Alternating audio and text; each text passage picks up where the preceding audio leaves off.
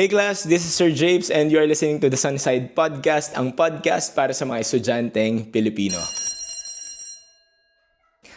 Okay, so ayan, continuation ng ating series ng mga videos about different degree programs. And isa sa mga madalas tinatanong din ng mga estudyante at interested silang mas malaman pa is about itong kurso ng pagdedentista. Tungkol lang ba talaga ito sa pagbubunot ng ngipin, pagpapalinis, pero gusto nila malaman ano pa ba yung mga bagay-bagay about this degree program bago sila pumasok sa kolehiyo para i-take yung path na ito. So, kaya naman for today's episode, syempre, nag-invite tayo ng subject matter expert natin para sa pag-uusapan natin ngayon sa episode na ito. Of course, she's a licensed dentist and in the practice na siya for 8 years, 7 to 8 years. And siya rin meron na rin siyang sarili niyang clinic which is the Smiles Dental Hub na matatagpuan sa San Ildefonso, Bulacan. And syempre, kilala niyo na siya sa TikTok as Hello po! So, let's welcome, hello po, Doc Ella Rojas. Hello po! Hello everyone who's watching this podcast. Hello, thank you so much Sir GP for reaching out. I'm really actually excited for this one kasi gaya ng sabi mo siguro kapag narinig niyo yung dentistry, more on bunot-bunot lang talaga naisip yung braces. But it's more than that. It's really more than that. And I'm really excited to share para naman mas dumami yung colleagues natin and mas lumawak yung information regarding this degree. Tama yan. So, sobrang good venue ito para mapag-usapan natin yan, Doc Ella. So, ngayon, diretsuhin na natin. Kapag ba tinanong, Doc, ng isang estudyante, ano bang dentistry? Ano bang pagdedentista? So, in the simplest way that I can explain, so dentistry really tackles everything about your mouth, everything about your body that connects to the mouth. So, basically, since yung food natin, yung first entrance niya is sa mouth, so definitely all our body parts is connected via mouth. So, lahat. Hindi lang basta ngipin ha. We have the gums, we have the tongue, we have the tonsils, we have the palate. Everything about oral health nandun na sa pagiging dentista. Ayan, ang unang-unang bagay na papasok sa kokote ng estudyante natin, hindi lang siya about ngipin mismo. Kasi parang yun din po yung connotation talaga, no, Doc, kapag dentistry, ngipin. Pero ayan, tonsils, gilagid, basta nasa mouth natin. Pero Doc, ano yung mga parang common misconceptions pagdating sa pagdedentista? Aside dun sa fact na, ayun nga, ang normal connotation is about ngipin lang siya. Aside from that, may iba pa bang mga misconceptions? Misconception is madali. Sabi nila, this is the easiest way daw to be a doctor. Kakamali kayo. Hindi. Kasi, okay, so basically, pag doctor ka, like physician ka, more on textbooks, more on familiarization with the diseases. Kapag veterinarian ka, at certain points, you have to be focused on this one, and then on this one. Pero sa amin, you have to balance the practical, which is yung hands, like paano ka magpasa, kasabay ng theoretical, which is, di ba sa meds, basa ng book, sa amin sabayan, aral, patient, in between meals, patient. Kaya namin kumawak ng ngipin habang kumakain kami. Ganun siya. So, hindi madaling, wala namang madaling course, to be honest. Pero if you really put your heart into it, if you really want this degree, if you really want this profession, palagi ko naman nagiging madali. Pero hindi nila pwedeng sabihin na this is the easiest way. Kasi literal, naghahanap kami ng patients sa labas. Like, makakasalubong namin, gusto niyo po ba ng free dental? Tapos mapagkakamalan pa kami scam. Alam mo naman ngayon, ang daming scam. So, hindi siya madali. Misconception talaga ng tao, madali ang pagiging dentista, madali ang dentistry, but hindi. Hindi siya madali. So, ayun. Pili ko yun lang naman. And I think siguro, isa pa sa misconception nila is kapag dentista ka, more on braces ka lang. There are several branches of dentistry. Marami kang pwedeng maging specialization. Unlike, di ba, pag doctors ka, IM, ganun. Sa amin, pwede mong kuhanin lahat ng gusto mong kuhanin. Ganun. Pero pagdating ba sa kolehiyo, Doc, dyan yung pinagde-decidean kung anong specialization? Hindi pa. Kailangan mo munang makagraduate at makapasa ng board exam bago ka magkaroon ng specialization. Pero during the college life, college days, parang doon mo na na-figure out saan mo gusto. I like this more than this one. Parang ganun. Kasi during college, doon na talaga tinitrain ka, isa-isa per branch of dentistry. So doon mag-figure out mo na saan ka talaga meant to be. Since napag-usapan na rin natin ngayon, Doc Ella, yung college, so basically pagiging estudyante. Ano ba yan? As early as elementary, gusto mo na kagad maging dentista? Actually, fun fact, never kong na-imagine na magiging dentista ako. As in, mas pinangarap ko pang maging astronaut. Yun yung nasa listahan ko na parang, anong gusto mo paglaki mo? Gusto ko maging astronaut. Gusto ko makarating sa Saturn. Ganon. Pero yung pagiging dentista, sobrang wala talaga siya. Eto, nakakatawa kasi sabi sa akin ng uncle ko, I was about to take nutrition and dietetics sa UST for pre-med. Tapos tinawagan ako ng uncle ko ni Papa, sabi niya, gusto mo ba talaga maging, med? So sabi niya, anong gusto mo talaga? Alam mo yung sagot ko, gusto kong yumaman. Gusto kong magkaroon ng maraming pera. Yun lang sabi ko. Tapos sabi niya sa akin, sige, mag-dentistry ka, see you malolos. Yun na. Yun na yun. Wala ako na, wala. But to be honest, I'm the first dentist sa buong angkan namin. Dito sa barangay namin, pang-5 lang ata akong dentista. Parang gano'n. So, wala talaga sa hinagap. Ang lagim ko na maging dentista. So, Hindi ba kayo napaisip na parang, okay, bakit? Or dahil baka meron din naman talagang, kumbaga, stories of success ng pagiging isang dentista na kapag nag-dentista ka, mag-set up ka ng sarili mong clinic, instant yaman. wala talaga ako ideya. Oo, hindi ko nga alam na ang tawag pala sa course ng pagiging dentista ay hindi dentistry, Doctor of Dental Medicine pala. At ang abbreviation for that is DMD, hindi DDM. DMD. So, wala talaga ako ideya. Hindi ko rin alam na 6 years siya. As in zero. So, parang at some point, nabibigla ako sa mga klase ko na may knowledge. Kasi yung nanay-tatay nila, dentista. Ako talaga zero. Wala talaga. Actually, hindi ko pa rin sineryoso yung degree ko up until bumagsak ako ng college. Which is, anong year ka niyan, Doc? Second year proper, which is 4th year. So, yun yung darkest time kasi when I was in high school and elementary, I was an achiever. So, imagine, parang from an achiever, biglang bagsak ka na twice. Okay. Nililit ko kasi yung dentistry since wala akong background with that. Parang, madali lang yan, ganyan lang yan, babawi ako next, ano ba tawag? Next term, midterm, prelims, di ba, final. So, babawi ako, kayang-kaya yan. Hindi ako nakabawi. Pero sobrang lakas ng loob mo, Doc, na parang kahit wala kang idea, sige, tutuloy ko yan. Tapos, hindi mo na in-explore yung other degree programs. Pero pag nag-apply tayo sa college, parang meron namang first choice, second choice. Ano yung nilagay mong second choice that time? Seryoso ha? Hindi ako yung tipo ng estudyante na may nililook forward na ambition. Wala akong ambisyon. Kaya naiinggit ako sa mga taong may ambisyon. Kasi parang yung mind mo nakaset na towards that ambition eh. Ako wala akong ganun. Kaya nung pagdating ng college, ang first choice ko is nursing kasi yung in demand. Ang nilagay kong second choice ko is civil engineering kasi ang ganda pakinggan. Okay. Ay wow, ang sosyal, ang ganda pakinggan. Doon wala akong idea anong tatahakin nun ha. So parang ganun din with dentistry, hindi ko alam. Actually, nung bata din ako, madalang din ako pumunta sa dentista eh. Wala talaga ako ideya at all. So parang, ano ba to? At some point talaga, sobrang inggit ko. Naiinggit ako sa mga taong may pangarap. To be honest, anong goal mo nun? Ako ang goal ko, at least alam ko gusto kong magkaroon ng sariling bahay. Pero ng profession, In terms of profession, sa totoo lang, Doc, so nag-aral ako chemical engineering. Medyo dahilan ko lang din nun is, ay parang tunog mahirap. So gusto ko na challenge ako, kaya ako siya tinik. Pero hindi rin very clear sa akin kung ano ba talaga yung ginagawa nun, ano ba yung pinag-aaralan dyan.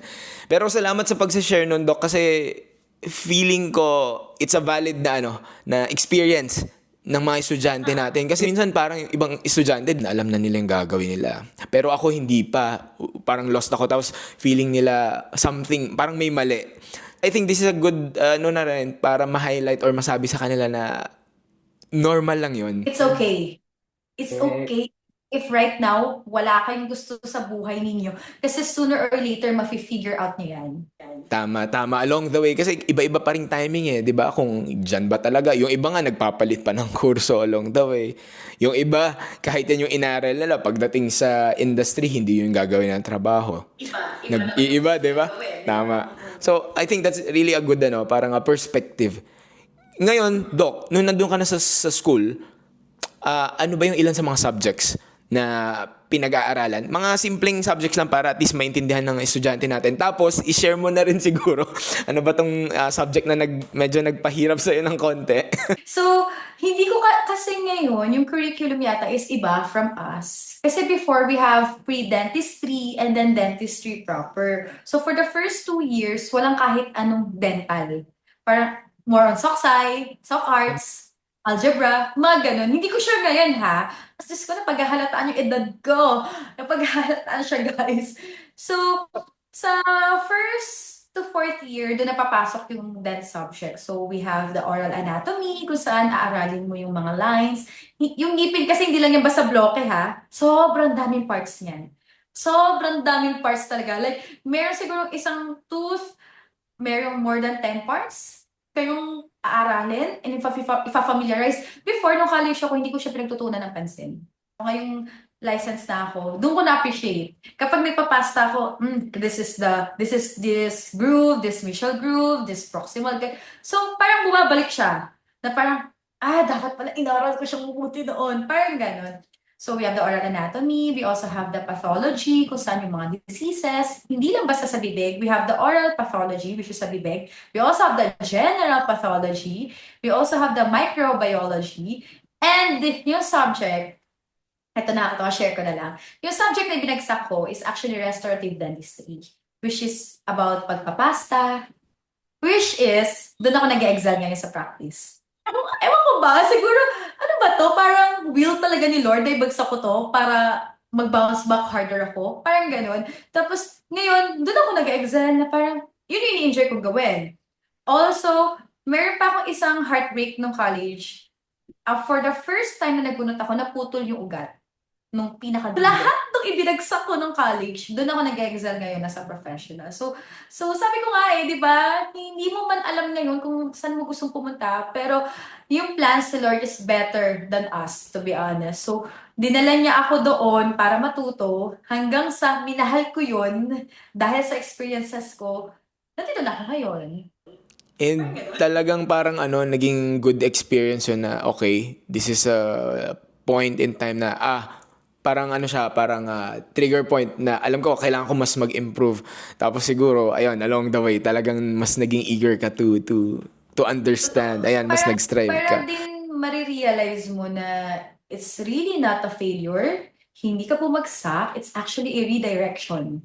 Tama yun. Kasi alam mo yung mga ganyang realizations, Doc, di ba? Parang mas na-absorb natin yan kapag natapos na tayo sa college, university life. Kasi nung estudyante tayo, parang very competitive, ganyan. Tapos, we always try to compare ourselves sa ibang estudyante. Pero pag later in life, tsaka natin ma-understand na, okay, hindi naman about yan sa pag-compare sa iba, pero sarili natin.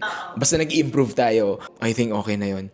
Ngayon, Doc, so parang 2 years pre-dent ang tawag. Tapos 4 years nandun na yung parang mismong proper. Pagkatapos nun, dun na tayo mag-board exam. Tama ba? Hindi ko alam sa ibang schools pero sa school namin, sa CU Malolos before ka mag-board exam, you have to pass the Revalida. Hindi ka bibigyan ng TOR, hindi ka bibigyan ng lahat ng requirements for board exam, not unless pinasa mo na siya. Kasi sa iba alam ko, mag-revalida muna before graduation Sa amin kasi, revalida before the board exam. Hindi ka nila papayagang mag-board exam not unless pinasa mo yun. So siguro at some point, pinapangalagaan din nila yung passing rate and ina-assess din nila if ready ka na ba for the boards. Other schools may ginagawa rin ganyan, not just, with the dentistry, even with other licensure examinations. I think that's a good point kasi para lang matulungan ng school, ready ka na ba talaga? And at the same time, ma-ensure na talagang ready and maipasa natin. Ewan ko sa iba You'll never be ready, you'll never feel ready for boards. Ano bang naging istorya mo dyan, Doc? Gaano ka katagal nag-prepare? Kasi parang feeling mo kahit binasa mo na lahat ng libro, hindi pa rin enough So, hindi ka talaga magiging ready. Tapos parang, you're looking at the larger picture, pero yung question is nandito lang. Parang ganon. So, you'll never really feel ready for boards. Pero at some point, you really have to face the boards. Actual board exam, yun yung hindi nakaka-anxious. Ang nakaka-anxious yung waiting na result. Kasi ngayon, yung dentistry board exam, pinagsasabay nila yung theoretical and practical. Aalamin mo na lang yan online, right? Nung time namin, hiwala yan. You have to pass the theoretical before you take the practical. At for theoretical, hindi nila pinopost online. Yung traditional, yung listahan doon, i-check mo isa-isa doon, yung sa papel kung nakapasa ka. Ngayon, kung nakapasa ka, parang level 1, round 2. Ganon. Dito kasi ngayon, sabay na eh. So parang less yung anxiety mo na sa pagpapasa ng board exam. Ang taas ng passing ngayon ng board exam, ha? Pero curious ako dun, Doc, sa practical. Ano yun, may mga taong nakapila? Paano siya pinafacilitate? Ang tao lang doon, ang patient lang doon is for the complete denture. So, on the spot, gagawa ka ng denture na, pero hindi naman siya like ilulutong postiso. Parang wax lang.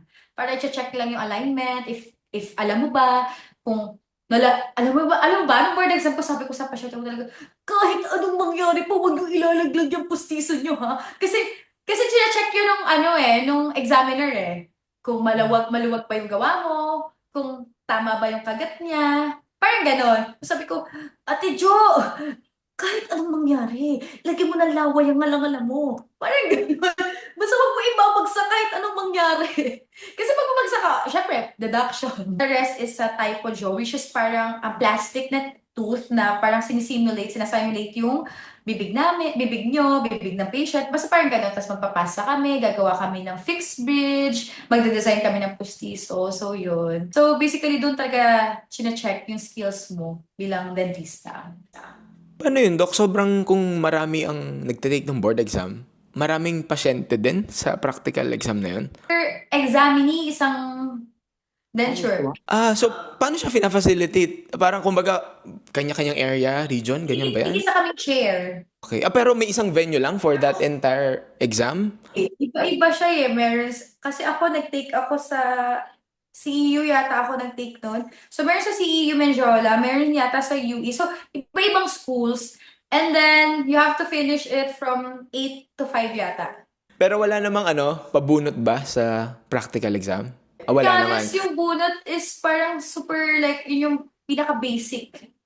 Thank you for sharing that, Doc Ella. Ngayon ko lang din nalalaman yung mga ganyan na, ganito pala yung nature ng board exam pagdating sa, sa dentistry.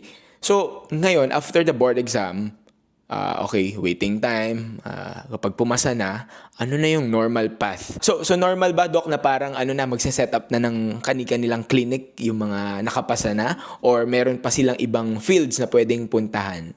Like maging dentist sa corporate world, etc. Okay, so once you pass the board exam, general dentist ka. Hindi ka pa pwede mag-braces, hindi ka pa pwede, well, pwede ka naman mag-surgery, pero limited lang yung alam mo for surgery. Pwede ka na mag-put up ng clinic mo if gusto mo, pero ako personally, ma-advise ko siguro if ever, mag-train muna sa ibang clinic. Kasi hindi lahat nuturo sa school. Actually, akala natin pag-graduate natin, yun na yun. Hindi. Parang ano pa lang siya, entrance to the real world. Parang gano'n. Parang trial pa lang yon, trial. Tapos, so, ako kasi, personally, before ako nagtayo ng clinic ko, nag-practice muna ako. Hindi yung practice na, nag-practice I mean, nag-practice ako sa iba't ibang clinic. Nag-practice ako sa Taft, sa Luzon Avenue, sa Panay Avenue, basta Luzon, nakalimutan ko isang address eh. Tapos nag-practice rin ako dito sa Bulacan. Bakit? Kasi I want to compare yung practice ng province and city para alam ko kung ano yung ipoprovide ko sa patient.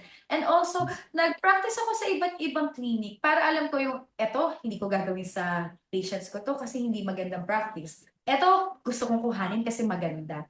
So, parang ganun. Kasi if magtatayo ka agad ng clinic mo, hindi mo alam paano mag-handle ng certain cases. Plus, prejudice pa yung mga tao sa'yo kasi bagong pasa ka. So, walang tiwala. Ewan ko ha, kasi ganun talaga yung naramdaman ko. Nung nag-work ako sa ibang clinic, pagtingin sa akin, ay, bata. Alam ba niyan? Ay, babae. Yan yung pinaka-ayoko nadidinig eh. Ay, babae. Kaya ba niyang bunutin yung ngipin ko?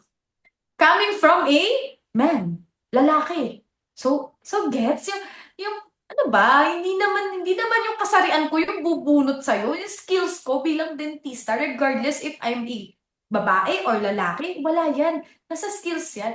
Alam mo talaga, binunot ko. Wala pang 10 minutes. Tapos na. Ay, yes, tapos na po. Yeah. Yes. Tapos na. Umuwi ka na. Baka hindi kita matansya. Charo. Uwi.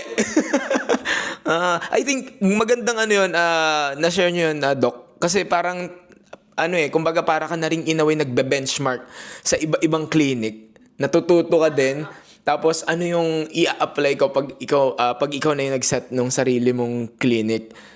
Pero may nag-advise ba sa'yo na ganun yung approach na gawin mo?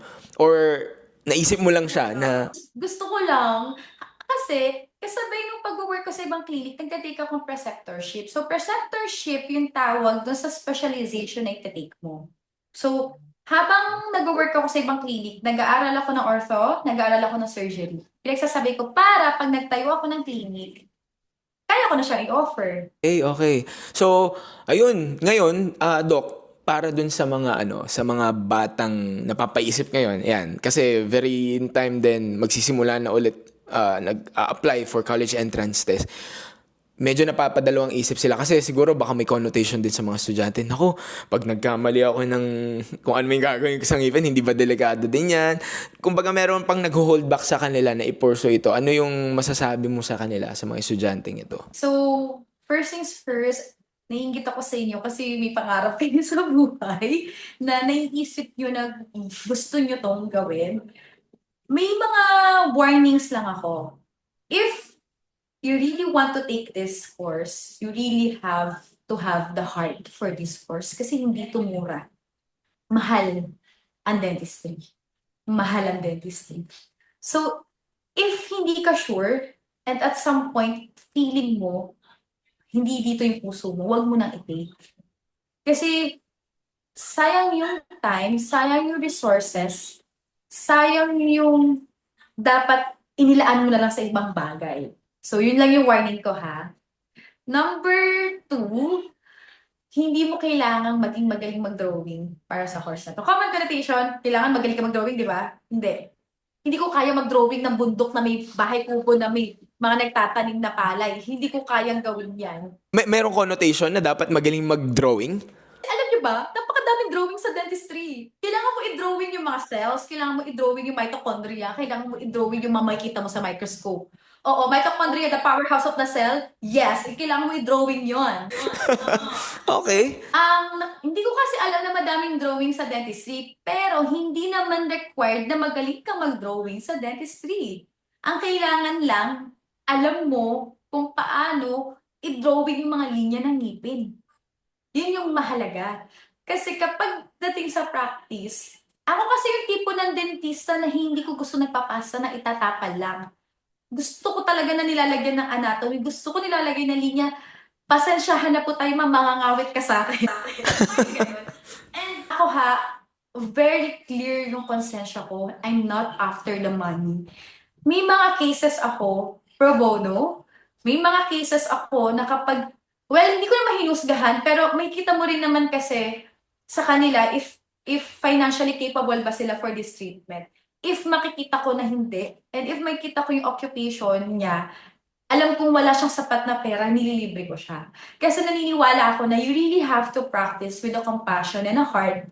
Kasi yun na may purpose mo bilang dentista eh. To provide service, to help people, to save smiles, to save yung ngipin nila, and to help them alleviate the pain eh. Yun yung purpose ko, yun yung sinumpaan ko eh. So, hindi ako ganung tipo ng dentista ha. Kahit sinabi ko gusto ko yumaman ha, hindi yun yung goal ko sa life, to be honest. And, yun nga, so balik tayo doon sa mga may mga nag-hold back pa sa inyo. I think you really have to pray for it lang talaga. Na parang you ask God, if this is really for you, magbibigay naman siya ng signs eh. Naniniwala kasi ako dyan sa signs. Naniniwala rin ako dyan, ma'am. Nakikinig talaga sa atin si Lord, to be honest. Kasi siya yung mas nakakaalam ng plano for us. Yun lang. And yun lang naman. Kasi wala namang mag-hold back sa'yo dito kundi sarili mo lang eh. Kasi marami akong kilala na ayaw ng parents nila pero gusto nila. So siguro ang mag-hold back lang din sa'yo aside from yourself is yung parents mo eh. Kapag hindi ka talaga fully sinusupport. Ay, oo nga pala, aside kung mahal, kahit mahal yung dentistry pala, may mga scholarships. Ayan, good point yan, Doc. Meron akong friend, sobrang dami na yung branches ngayon. Meron akong kabatch, scholar siya. Scholar siya for dent, like parang choral, singer.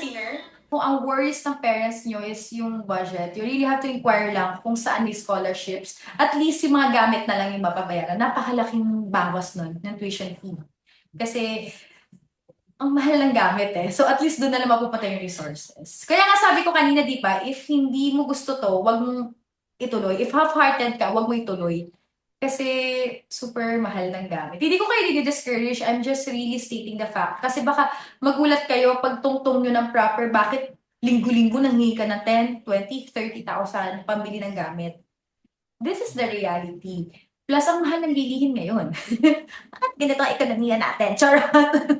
Okay, I think good watch out din yan, no? Talagang, okay, as you try to contemplate, posibleng hindi pa very firm ang lahat, pero at least, kumbaga, ano mo siya, pinag-iisipan mo pa rin siyang mabuti. Gusto ko talaga nagsasabi tayo ng totoo dito na number one, hindi madali ang dentistry, magastos ang dentistry, pero may mga scholarships for dentistry. Correct. Kapag may mga nahanap din akong scholarships online, for sure, gagawin ko din ng videos para makarating sa ilang mga students, Doc. Ayan, Doc, super salamat sa time, sa pag-share ng story and insights. Kasi ito yung mga typical, siguro, ng mga bagay na hindi naman makukuha din ng isang estudyante sa mabilisang career talk. Alam mo na, kasi di ba kapag mga personal experience sharing, ayan, mas dyan talaga nakakapulot ng inspirasyon ang ating mga estudyante. Na tayo, mga dating estudyante rin, for sure, may ilang mga tao na nakapag-inspire sa atin na, okay, ganito ko aatakihin yung pagiging isang estudyante. Super salamat, Doc Ella, sa time po. Alam kong sobrang busy po kayo. Really blessed din na nag-reach out ka sa akin kasi at least mayroong other platform na pwedeng mag-disseminate ng information regarding dentistry. And to be honest ha, gaya mo, I really dreamt of becoming an educator. Pero ang nag-hold back sa akin is, sabi kasi sa akin, if may bagsak ka daw ng college, hindi ka pwede magturo sa universities. So, yun yung nag-hold back sa akin na, siguro this is really not for you.